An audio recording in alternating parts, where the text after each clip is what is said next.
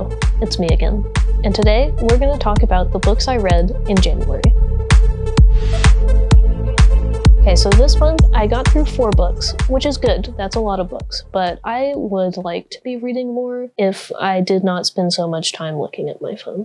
Okay, so we're going to start with the 3 fiction books I read last month, and the first one of those is Family Linen by Lee Smith. So this was written in 1985, and it is very, very 80s.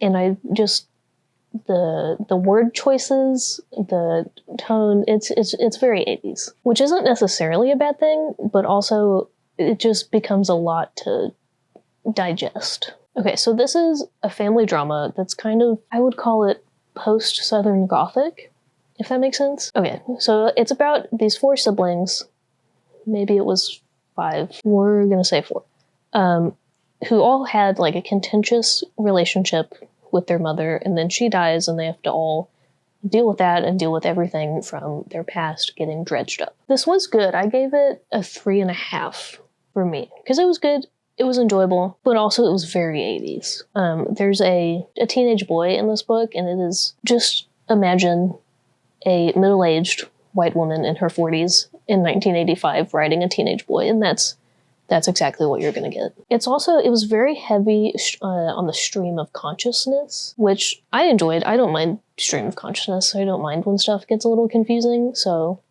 if you find this in your public library's book sale and it's $2, you should read it.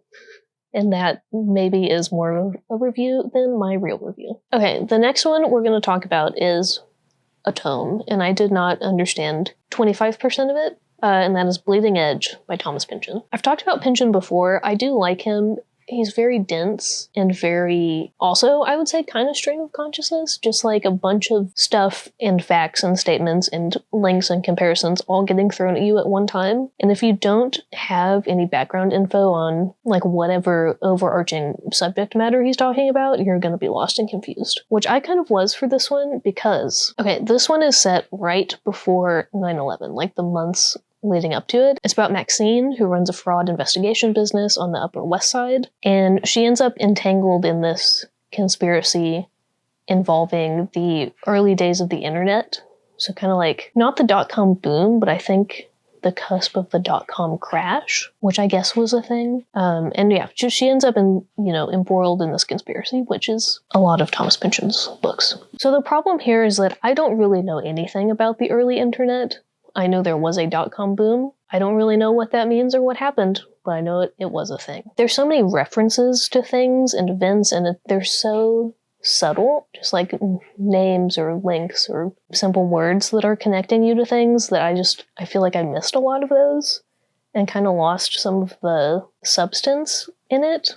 But I still feel like I got a lot out of it. So a lot of the like commentary in this one is about the early internet, the effects of the internet, and some of the US government and big business. It's a lot. I did like the characters in this one. I do always like Pynchon's characters. They're always memorable and funny and relatable enough. And Maxine, who is the protagonist in this one, is very fun. I liked her a lot. Okay, he definitely is always on point, at least so far, of the books I've read, with his social commentary. I think he gets a lot of things right about the effects of the internet and where the internet ends up going, because this book was published in 2013, so kind of before the rush of the major social media movements, I would say, right? Like before Twitter, TikTok, Instagram really became what they are today. So it's very interesting how well he was able to predict that, especially with advertising and how much advertising has become ingrained in the internet or like social media. So I am going to read you one little quote from him that I liked. Okay, it's kind of a long one, but get over it. I don't know what to tell you. Look at it. Every day, more losers than users, keyboards and screens turning into nothing but portals to websites for what the management wants everybody addicted to. Shopping, gaming, streaming endless garbage. A paragraph later. Meantime, hash slingers in them are all screaming louder and louder about internet freedom, while they go on handing more and more of it over to the bad guys. They get us all right. We're all lonely, needy, disrespected, desperate to believe in any sorry imitation of the longing they want to sell us. We're being played, Maxie, and the game is fixed, and it won't end till the internet, the real one, the dream, the promise, is destroyed.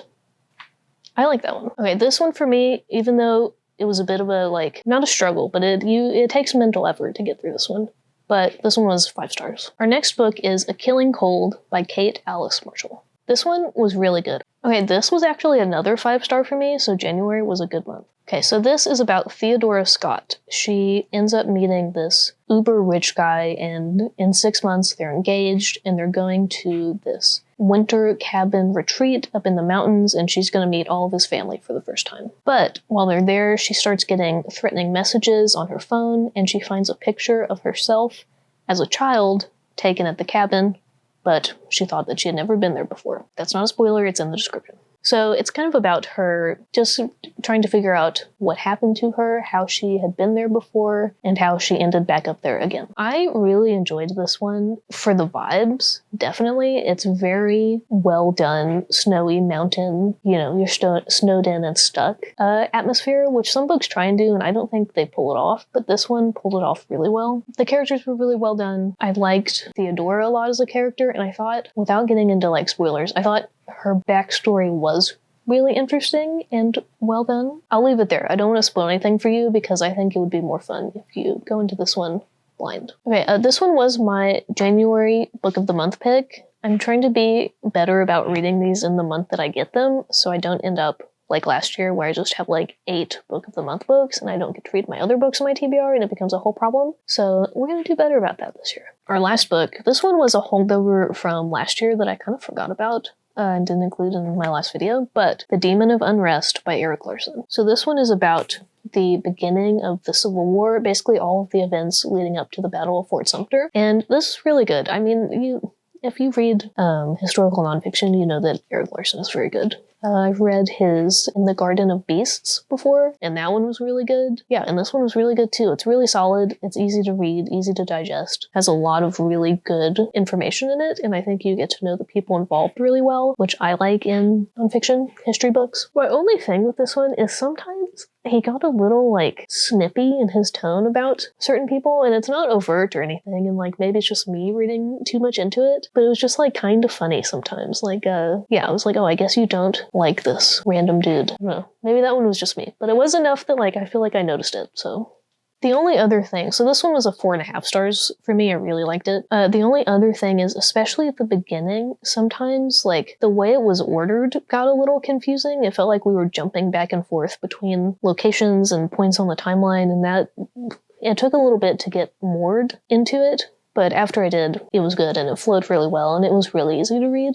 Okay, this week, I've been listening to Timeline by Hey Nothing. This is my favorite band, you're not going to be surprised. It's just a really good song. A little upbeat, catchy, it's fun, I like it, and you should listen to it. Okay, this week, what am I watching is going to kind of be what am I playing, because I've been playing Indiana Jones and the Great Circle on Xbox, and it's really fun. I like it. It's not too hard. It's pretty self-explanatory. You just go around as Indiana Jones and solve a mystery, and I like it. I'm reading/listening to Jackie by Dawn Tripp. This is, you will not be surprised, a historical fiction based on the life of Jackie Kennedy, and so far, I've really enjoyed listening to it. I think you hear Jackie's voice really clearly through this, which I'm enjoying. And we'll talk about it more when I finish it. Okay, thanks for watching, and don't forget to like and subscribe. See you next week.